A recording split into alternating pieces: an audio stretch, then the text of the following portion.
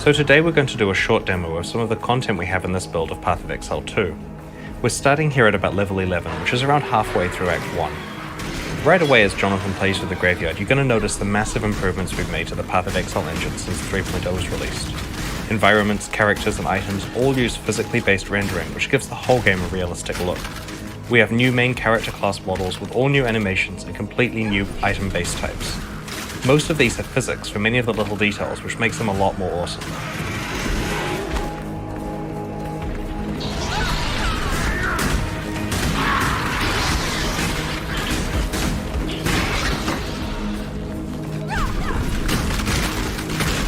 We put a lot of work into updating the skill effects throughout Path of Exile.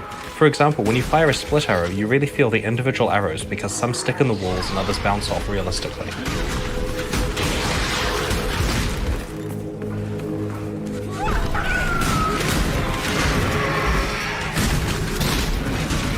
The 4.0 campaign contains a variety of optional side quests that lead to meaningful boss encounters along the way. Very soon we're going to encounter Lachlan, an NPC who has lost his family.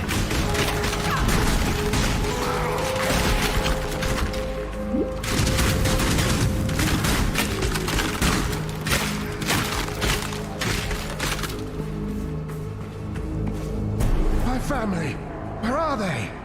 Isabel and the boys were only to be gone for a few minutes, but it has been, I don't even know how long, hours at least.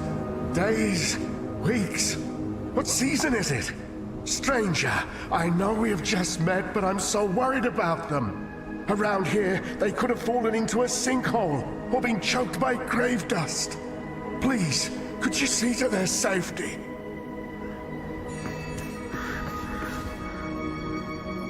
The game has changed a lot more than just visually though. One of the things we have wanted to do for a really long time is to make fundamental changes to Path of Exile's skill system. The skill system in PoE is really cool and versatile. Personally, it's my favorite thing about the game, but there have always been some awkward things about it. We really wanted to find a way to address all of the shortcomings while not sacrificing even a single bit of the functionality that we already have. When you see the inventory here, you will notice something missing: all of the sockets on the items. This is because in Path of Exile 2, you no longer put gems into your items. Instead, the skill gems themselves have sockets, as you can see here, and there is a dedicated screen for socketing them. Jonathan's going to change his split arrow skill for Ice Shot and will add some support gems to it.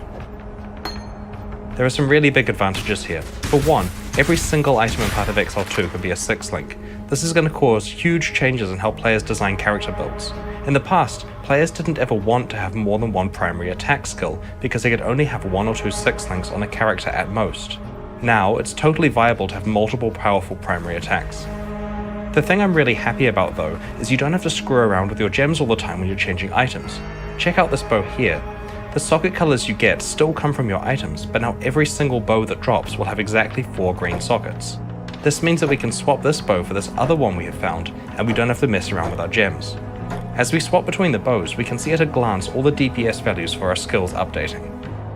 It's still possible to fine-tune socket colors on items when you need to, but because everything that drops has fixed sockets, it's way easier to just pick something up and put it on while leveling. For new players, another really great advantage is that it's now impossible to socket a support gem into a skill gem that it doesn't work with.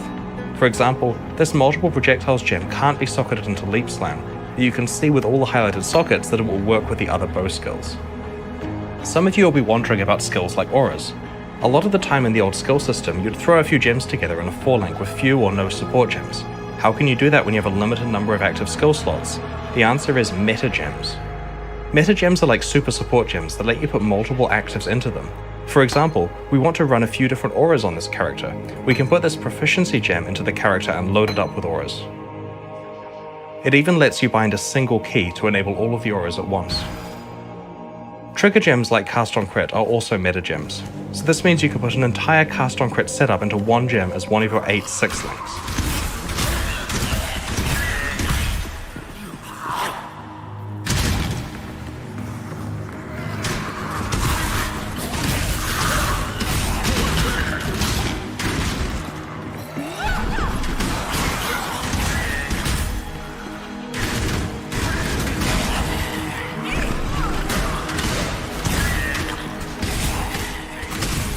One of the things we really wanted to improve in Path of Exile 2 was our lighting system. The new PBR rendering, in addition to a much more realistic light fall-off, makes this area look significantly more awesome than what we could possibly achieve in the past.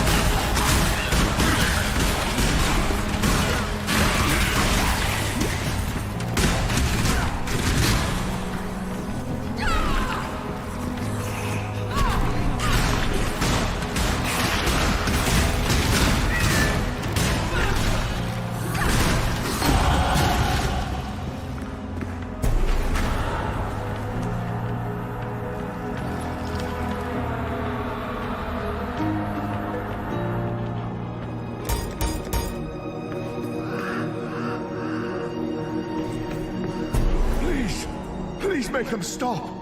They're whispering. They're screaming. No, don't give in. You're not dead. You're still moving. You're still here.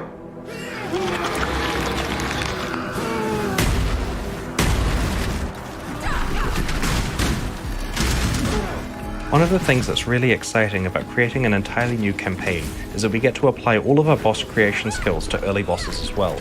The first few acts of Path of Exile 1 have bosses that are some of the earliest content we ever made, and their age is really showing. This fight here is the same level as the Fairgraves fight in the original campaign, but it's a lot more advanced.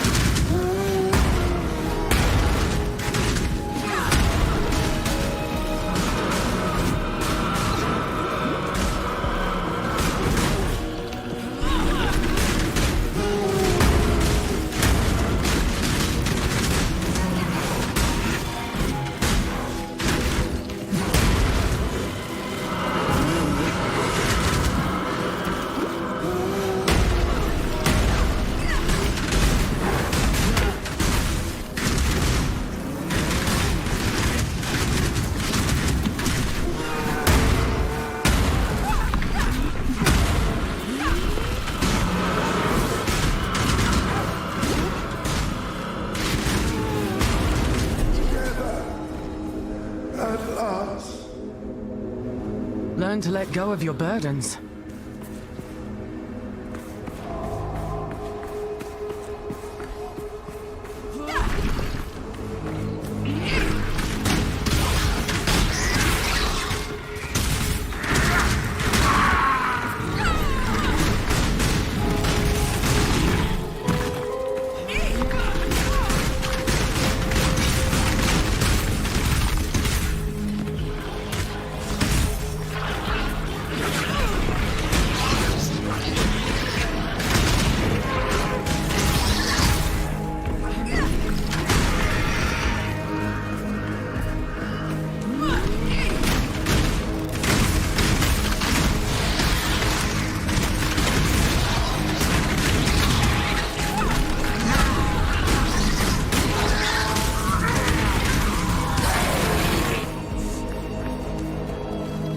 So here we are in the hunting grounds. Now we're going to show you something that players have been requesting for a really long time. In Path of Exile 2, we finally have shapeshifting. Each shapeshift form can use any regular Path of Exile attack that makes sense. Here on the werewolf, we're using Leap, Slam, and Cleave. One of the other things we thought that was really important with shapeshifting is that you could just change back and forth at any time, walking around in the middle of a skill whenever, just hit the button and go.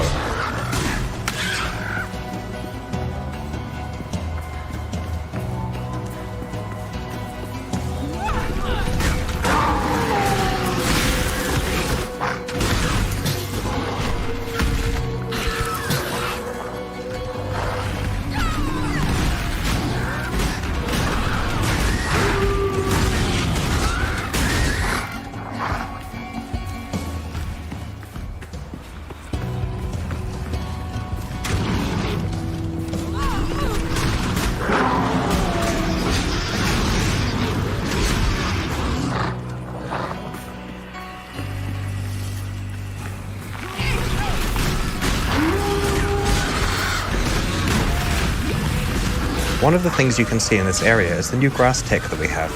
It's done using pre-computed ray tracing, and it's both way nicer looking and has better performance than what we used to have before.